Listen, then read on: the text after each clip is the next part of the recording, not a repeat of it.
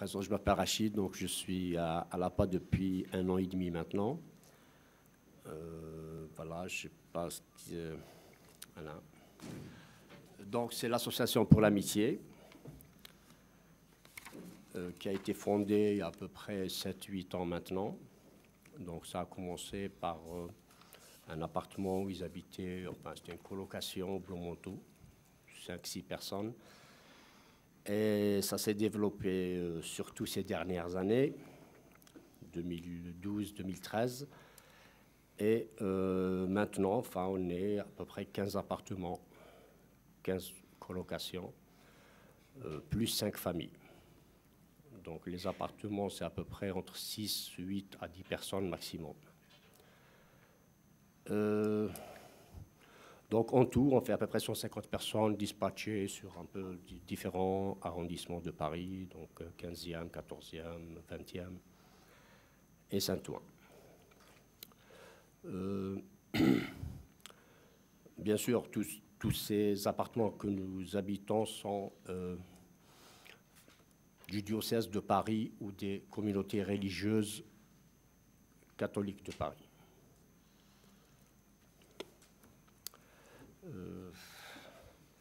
En fait, voilà, le but de l'association, je dis bien le but, ou l'idéal de cette association, c'était des jeunes volontaires, des jeunes professionnels, bénévoles, on ne sait même pas comment les appeler, enfin appelez-les comme vous voulez, qui sont des catholiques pratiquants et qui voulaient vivre avec des gens qui étaient en situation de précarité, qu'on peut appeler aussi accueillis ou SDF entre parenthèses. Et l'expérience, donc elle a commencé il y a 8 ans et ça s'est développé d'année en année. Et maintenant, j'ai dit, ça fait à peu près 15 appartements. Donc, je voyais qu'ici, la question était justement sur la participation des usagers. Eh bien, dans les appartements de la PAL, la participation est totale. Il n'y a tout simplement aucun. Si, il y a une assistante sociale depuis 2 mois. Donc, toute la vie de l'association, soit au sein des appartements, soit dans l'association elle-même, est faite par les colocataires. Donc, à 100% par les colocataires. Pour expliquer à peu près, donc dans la colocation où je vis, qui est à la rue Lourmel, que je connais le mieux, bien sûr, on est 10 personnes. Donc il y a un règlement, bien sûr, de l'association qui est, bon, à part les choses que toutes les associations ont, violence interdite, bien sûr, pas d'alcool, pas de télévision, enfin voilà, pas d'armes, enfin voilà. Bon, ça c'est... Le reste, il n'y a pas de télévision. Voilà. Bon, n'empêche pas que tout le monde regarde la télévision parce qu'il y a Internet. Bon. Enfin bon. Mais il n'y a pas de télévision dans le salon, et voilà. Donc, ça, c'est une... Donc, l'organisation, en fait, d'une colloque, bon, chez moi, par exemple, on est 10 personnes, bien sûr, on doit tout faire. En fait, l'association met à notre disposition un appartement, et c'est à nous de gérer toute notre vie. Commençons bien sûr par la participation, parce que l'association est autonome, donc voilà, la participation financière qu'on doit tous, sauf quelques exceptions, bien sûr. Ça, voilà. Pour financer déjà l'appartement lui-même, notre nourriture, et on se partage toutes les tâches qu'il y a dans l'appartement. Qui sont faire les courses. Bon, déjà, il y a un responsable d'appartement que l'association nomme, il y a quelqu'un qui s'occupe de la comptabilité, et après, toutes les tâches sont faites par les colocataires. Ça ne se fait pas toujours très facilement, mais ça, enfin, toutes les tâches, je veux dire faire les courses, préparer les repas, faire le ménage, sortir les poubelles, tout ça, c'est nous. Il n'y a personne qui vient de l'extérieur. Et je dis encore, c'est que chaque colocation vit un peu de ce qu'elle produit elle-même. Parce qu'il n'y a pas une colocation type. Les colocations sont différentes, même si on est dans le même immeuble, par exemple à Lourmel, où on est 4 étages. Donc il y a 4 colocations. Ah, j'ai pas dit, donc c'est pas mixte. Hein. Donc il y a des colocations de filles et 2 colocations de garçons. Mais elles sont différentes d'une à l'autre, suivant l'ambiance et l'équilibre qu'ils ont pu faire à l'intérieur de chaque appartement, les personnes qui y vivent. Donc, s'ils ont fait des bonnes choses, ils vivent dans des bonnes choses. S'ils ont fait des mauvaises choses, ils vivent dans des mauvaises choses. Enfin, voilà. Manière de parler, donc, c'est-à-dire on ne mange que ce qu'on a préparé, quoi. Et voilà. Et ben, si on n'a pas nettoyé les douches, ben, on ira les douches, elles ne sont pas nettoyées. Enfin, voilà. Donc, tout le travail consiste à ça. Donc, ça, je parle de la vie d'appartement. Bon, il y a un règlement, mais qui est pas rigide jusqu'à maintenant. Bon, on verra plus tard. Donc l'organisation de l'appartement, en fait, voilà, c'est que il y a les conditions pour les volontaires et pour, entre parenthèses, les accueillis. Donc les volontaires sont des jeunes. Bon, chez moi, ils sont quelques ingénieurs. Il y a un infirmier, voilà. Donc c'est des gens qui sont déjà dans la vie professionnelle. Et il faut insister sur le fait que c'est des jeunes catholiques pratiquants. Ça, c'est quand même un premier sur lequel il faut insister, parce que c'est la seule condition, la condition première qui est demandée à tout volontaire de rentrer dans une colocation, c'est qu'il aille au LOD, c'est qu'il soit animé par, justement, le sentiment religieux de pratiquant catholique. Ça, c'est la condition. Ce qu'on ne demande pas, justement, aux gens accueillis. Vous pouvez le vérifier d'ailleurs vous-même. On ne m'a pas demandé d'être catholique pratiquant. Donc, mais ce n'est pas interdit. Bien sûr, il y a des gens qui sont accueillis et qui vont à l'église. Donc, non, si. Il y a des gens qui sont, voilà, donc ça, chacun est libre. Par contre, pour les volontaires, il faut préciser que c'est obligatoire d'être, voilà, de venir au LOD régulièrement, de participer aux veillées de prière, enfin voilà, d'aller à certaines messes, etc. C'est une obligation, autant pour les filles que pour les garçons. Et bien sûr, les responsables de pôle, qui sont quelquefois des familles, donc aussi. Mais ce n'est pas si difficile que ça, parce que généralement, la majorité de ceux qui sont en colocation se sont rencontrés autour des églises, c'est-à-dire dans des groupes de prière, au Captif la Libération, voilà, à Paray-le-Monial, à Lourdes, voilà. Donc c'est des endroits généralement où il y a, voilà. Donc la condition, l'organisation, à part, je dis, un rôle tout à fait symbolique. En gros, c'est une personne qui est responsable de l'appartement et qui peut changer suivant, etc. C'est un peu pour gérer, peut-être un petit peu médiateur au sein de l'appartement, mais il est colocataire avec nous. Donc, ce n'est pas qu'il a un grade supérieur qu'on le voit, il ne faut pas prendre un rendez-vous 3 semaines à l'avance. Hein. Il vit avec nous, il mange avec nous, etc. Donc, il y a un, évidemment, qui a un petit peu plus de temps que les autres, il s'y connaît, il s'occupe un peu de la comptabilité de l'appartement, voilà. Et chacun fait ce qu'il veut. La première fois, j'ai demandé de faire le ménage. Bon, c'est la chose la plus facile. Après, bon, on change à tour de rôle, on peut faire des courses, on peut... Voilà, donc c'est gérer notre vie, en fait, à 100%. Bon, les frais partagés, les logements, etc. Et bien sûr, et le but de l'association, justement, enfin le but, l'idéal, je dis encore, l'objectif, c'est que, partant du principe que les gens qui sont à la rue, généralement, ils n'ont pas, si, ils ont besoin d'un toit, il faut le dire, ça j'ai oublié, c'est des appartements, c'est des chambres individuelles avec tout le confort nécessaire. Donc chacun a sa chambre qui est pour lui, individuelle. Après, on partage le salon, bien sûr, les douches, la salle à manger, etc., la cuisine. Ça, c'est des endroits collectifs et généralement, c'est là où on se rencontre. Concernant les chambres, c'est chacun sa chambre, il fait ce qu'il veut dans sa chambre, il l'arrange comme il veut et il est tranquille dans sa chambre. Voilà, donc Ça, il faut le signaler. Donc, il y a l'hébergement. Donc, partons du principe que les gens qui sont à la rue, ce qui était mon cas, enfin, à la rue, des hôtels, des centres d'hébergement d'urgence, enfin, on a entendu des témoignages, des heures en 115, dormir dans des, je sais pas, des péniches, des hôtels, enfin, bon. Et pour eux, bon, ils ont besoin d'un toit, certes, et c'est important de le dire, parce que c'est pas parce que c'est une association pour l'amitié qu'il n'y a que de l'amitié. Et ça peut se faire le premier vendredi du mois de la salle communale de telle commune. Bon, enfin, voilà. Mais il y a l'hébergement qui est important, et il faut le signaler, et dans des conditions très dignes. C'est-à-dire, c'est vraiment être chez soi. Mais ceux qui étaient à la rue, malheureusement, ils n'avaient pas besoin que de toi, parce que la majorité, bon, voilà, avec tous les parcours, les accidents qu'ils ont pu avoir dans leur vie, ils sont souvent seuls. Ou même s'ils sont accompagnés dehors, c'est souvent d'ailleurs de la mauvaise compagnie. Je suis passé par là, donc boire des bières dans un jardin, mais enfin, c'est pas des amis, quoi. Enfin, je veux dire, c'est des amis de circonstance. Mais c'était plus des amis de la bière qu'autre chose.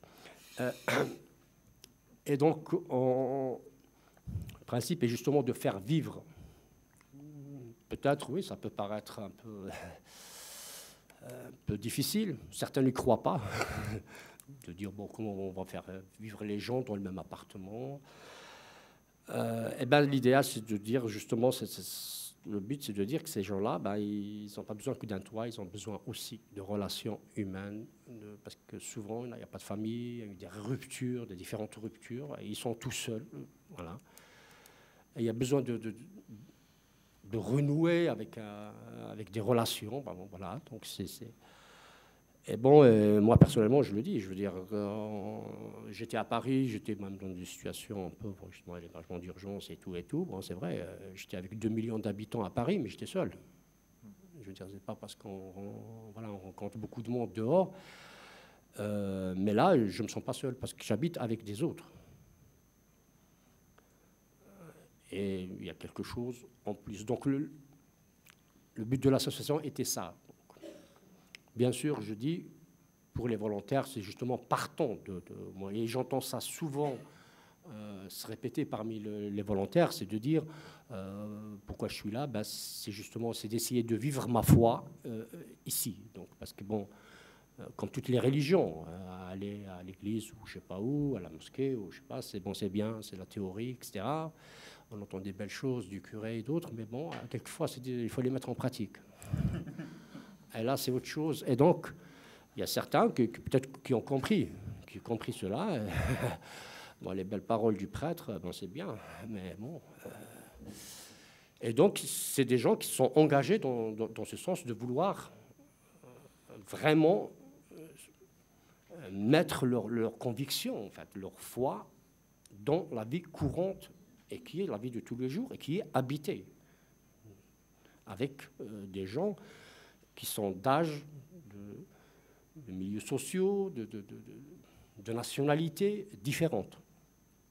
Ça, il faut préciser que justement, les appartements, comme ils sont faits au niveau de l'APA, ils sont faits d'une manière pour que ça ne marche pas. Non. Si, enfin, c'est de 22, 23 à 65 ans, même plus. Enfin voilà, c'est ça.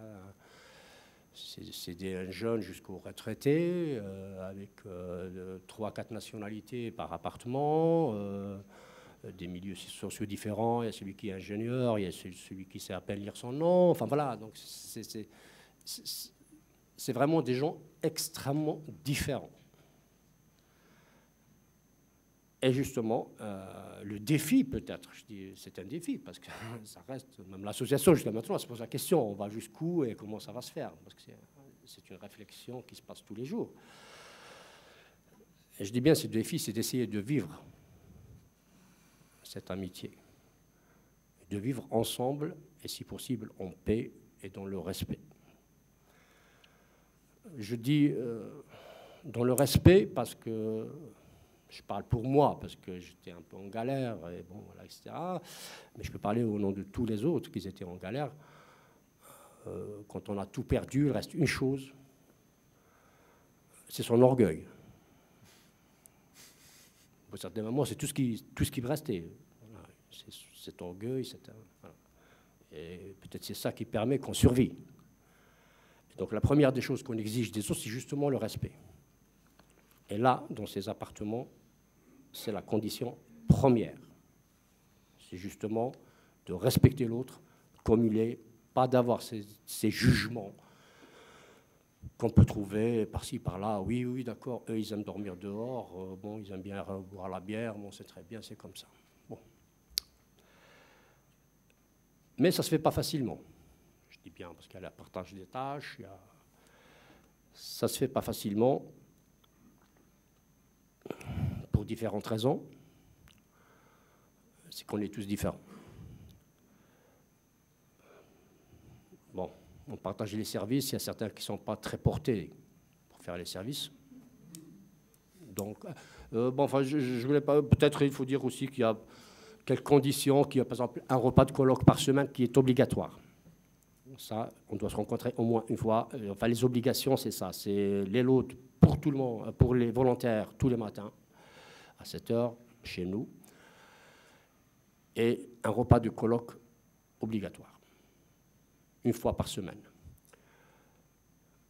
Et après, ben, chaque appartement gère sa vie un peu comme il veut. Donc, en partageant ces tâches, ben, bien sûr, il y a certains qui le font, il y a d'autres qui le font un peu moins bien, il y a ceux qui essaient de ne pas le faire du tout. Enfin, voilà. Donc, et ça c'est le...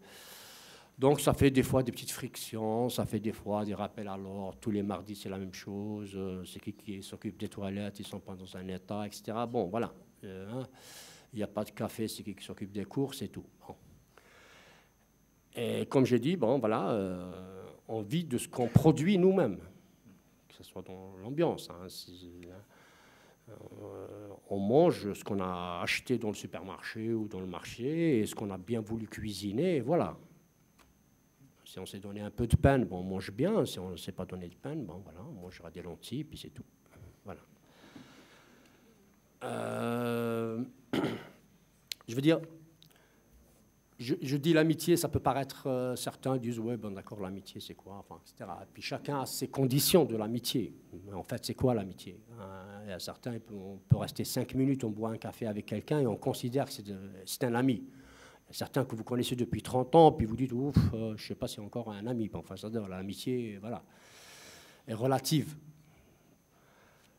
Donc on essaye de vivre ensemble, mais bon voilà, le résultat, je dis que malgré tous les problèmes, il y a régulièrement des problèmes parce que ceux qui sont à la rue et moi-même, bon voilà, c'est pas toujours facile de reprendre un peu son petit rythme. Il y a un avec moi, bon voilà, je lui dis toujours qu'ici c'est un appartement, c'est pas un squat. Il a du mal, même si c'est un appartement, il a du mal. Pour lui, c'est toujours comme avant. Enfin voilà. Il y a certains voilà, qui ne donnent pas facilement leur amitié, qui sont méfiants. De toute façon, ça sert à quoi une amitié? J'en ai 36 000, ça a fini par 36 000 échecs. Alors voilà, donc l'amitié pour lui, c'est terminé, quoi. Surtout pas de confiance, donc il est toujours fuyant. Voilà. Enfin, chacun a son rythme. Il y a certains qui trouvent qu'il y a trop d'amitié, qu'on fait trop de choses ensemble.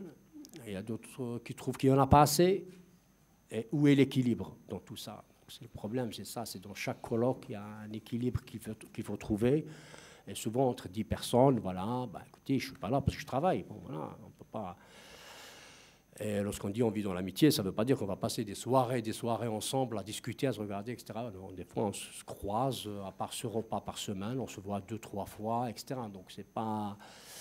Voilà, chacun fait sa vie, s'il a un travail, enfin ceux qui ont un travail justement, et heureusement pour eux, leur vie professionnelle, il y a ceux qui ont un carnet d'adresses, ils sont pleins d'amis, donc ils ont toute une vie à l'extérieur, et malheureusement celui qui est à la rue, des fois il n'y a pas de travail, et puis il n'a pas d'amis, donc tout ce qu'il a c'est cette colocation, et donc il demande peut-être des fois un peu plus que ce que les autres peuvent donner. Donc, les problèmes, c'est souvent ça. Donc, c'était souvent, bon, toujours les sempiternels problèmes, bien sûr, du bruit, pourquoi tu as claqué la porte, etc. Ferme la fenêtre, il fait froid, enfin voilà. Donc, mais ça existe partout, chacun Voilà, ça peut être justement, mais c'est pas souvent, c'est pas tout le temps, hein, contre des gens qui sont un peu, qui étaient diminués ou en précarité. Ça peut être entre des gens, entre des colocataires qui sont des accueillants. Voilà, chacun a son ego, c'est moi qui ai raison, etc., etc. Donc ça peut créer quelquefois des petites tensions, enfin, et on vit dans ça, quoi. Donc ça dépend de l'ambiance qu'on se crée. Lorsque l'ambiance est très bonne, ben, la vie est très bonne. Lorsqu'elle n'y est pas, ben, elle y est. Donc, je ne sais pas si... Voilà. Donc, sur la participation, c'est la participation totale. Ça, j'ai parlé de ça c'est au niveau des appartements, mais il y a aussi la vie de pôle, parce que le pôle, c'est à peu près 4 appartements, c'est là où je suis, etc., où il y a régulièrement aussi des voyages, enfin des repas qui se font au niveau de la colocation. Donc, généralement un vendredi soir, où on se rencontre tous. L'association, non seulement, elle met à disposition, donc bien sûr, l'hébergement qui est dans ces colocations, mais elle est très, très attentive à beaucoup d'autres choses à côté. Non seulement que ces gens doivent vivre, et je parle surtout pour les vacances. Elle essaye de faire en sorte que toute personne, même venant de la rue, de la précarité, a le droit aussi d'aller voir un musée, par exemple. Il y a une personne qui s'occupe de la culture, donc ils essayent de trouver quelques places de cinéma, quelques places de visite de musée, etc. Parce qu'ils estiment que même une personne qui était à la rue a le droit aussi à la culture, entre parenthèses, a le droit de se distraire aussi les vacances. Et en tant que l'association, quelquefois avec les captifs, la Libération, propose des vacances, des voyages, donc par El Monial. On va 2 fois à peu près à Trolly, chez Jean Vanier, et différents petits voyages. Donc ça peut être dans les Alpes, en Bretagne. Et donc on le fait ensemble. Donc, et ça, c'est très, très, très, très important. Je ne sais pas si j'ai encore beaucoup de temps. Peut-être, Martin, peut-être un peu. Peut-être que si tu veux peut-être dire un mot de conclusion déjà sur cette partie-là, et puis après je compléterai un peu. Très bien. Conclusion, c'est que malgré toutes les difficultés qui existent au sein ça peut être des appartements. Je dois dire peut-être 2 ou 3 choses avant de conclure. C'est que c'est une association très jeune, même si elle a pris beaucoup de force les 2-3 dernières années, car elle est passée d'une dizaine de personnes à 150 personnes actuellement. C'était souvent 2012-2013. Je dis bien beaucoup de force.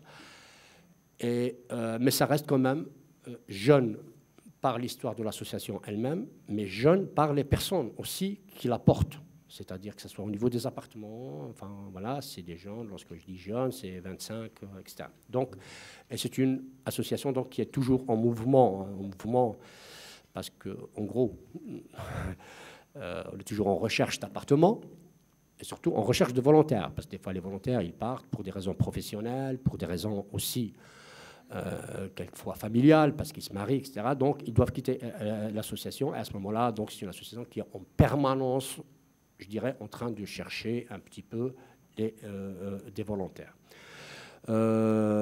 Et donc, voilà, malgré sa jeunesse, on essaye, on essaye. Et puis jusqu'à maintenant, ça marche très bien. Et puis on espère que ça marchera mieux plus tard. Pour conclure, en fait, je dirais que malgré tous les problèmes qui peut y avoir au sein des appartements, quelquefois au sein même de l'association et tout, le résultat est extrêmement positif. C'est-à-dire que pour ceux qui étaient en précarité, en difficulté, et j'en fais partie, c'est inespéré de pouvoir trouver un endroit aussi confortable, chambre individuelle, avec des gens qui sont très, très bienveillants, qui sont devenus des amis, même si je dis bien amis, certains... c'est quelque chose d'inespéré. Je dirais, personnellement, avant de rentrer dans cette association, parce que ça fait 1 an et demi que j'y suis, peut-être même un peu plus, je ne savais pas que ça puisse exister. J'ai fait le tour des centres d'hébergement, des hôtels, des ci et des ça, mais je ne savais pas que ce genre de truc puisse exister. Pour quelqu'un comme moi, c'était une chance inespérée, tout simplement. Et même pour les volontaires, ceux qui sont venus habiter avec nous, etc., ils étaient tous, et ils le sont, enfin ceux qui restent, ceux qui partent pour d'autres raisons, etc., très, très contents d'avoir fait cette expérience ou d'être en train de faire cette expérience, malgré les appréhensions de départ. Je vais vivre avec des SDF, mon Dieu, comment ça sera, etc. Est-ce qu'ils ne vont pas m'agresser? Il y aura des couteaux, enfin, il n'y a rien qui s'est passé. Et ils étaient tous très, très contents, parce que c'est une expérience qui fait beaucoup grandir. Et on n'a jamais plus le même regard. Une fille qui a vécu avec des femmes qui étaient à la rue, elle n'aura jamais le même regard dans sa vie future. Elle aura toujours un regard de plus, quelque chose de plus, parce qu'elle a vécu. Son regard sur la vie d'une manière générale et sur les personnes qu'elle rencontrera dans la rue, elle aura un regard différent. Et pour les jeunes qui ont vécu, et moi je suis sûr et convaincu que c'est un bagage extraordinaire. Il n'y aura pas un diplôme à la fin de la sortie, hein, donc, mais c'est un bagage qui leur servira et pour longtemps dans leur vie future. Ça peut être familial, ça peut être professionnel, parce qu'après tout, la société est mixte, la société est différente. Voilà, donc et voilà. Je vous laisse.